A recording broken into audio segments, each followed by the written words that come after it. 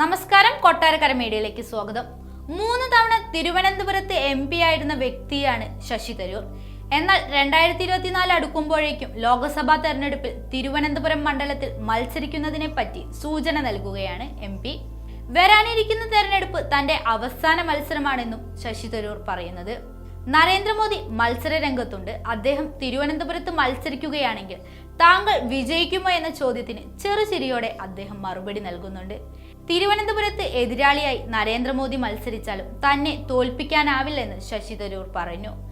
തിരുവനന്തപുരത്ത് മത്സരിക്കാൻ അതീവ താല്പര്യമുണ്ട്. എന്നാൽ അന്തിമ തീരുമാനം പാർട്ടിക്ക് വിട്ടു നൽകിയിരിക്കുകയാണ്. ജനങ്ങൾ എന്റെ സേവനം അടുത്തറിഞ്ഞവരാണ്. അവർക്കും പങ്കാളിത്തം നൽകിയാണ് മുമ്പോട്ട് പോകുന്നത്.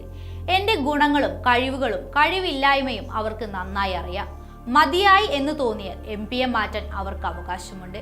രാഷ്ട്രീയ രംഗത്ത് എത്തുമ്പോൾ വിദേശകാര്യമന്ത്രിയാകാൻ ഏറെ ആഗ്രഹം പ്രകടിപ്പിച്ച വ്യക്തിയാണ് ശശി തരൂർ. ഇനി അതാവാനുള്ള സാധ്യത ജനങ്ങളുടെ കയ്യിലാണ്. പാർട്ടി ആവശ്യപ്പെട്ട 4ാം തവണയും മത്സരിക്കും. പക്ഷേ അത് അവസാനത്തെ മത്സരമായിരിക്കുമെന്ന് ശശി തരൂർ വ്യക്തമാക്കി. ഇപ്പോൾ ലക്ഷ്യം ലോക്സഭയിലാണ്. വരാനിരിക്കുന്ന രാഷ്ട്രീയ സാഹചര്യം നോക്കിയിട്ടാവാം ബാക്കിയുള്ളതെന്ന് ശശി തരൂർ പറഞ്ഞു.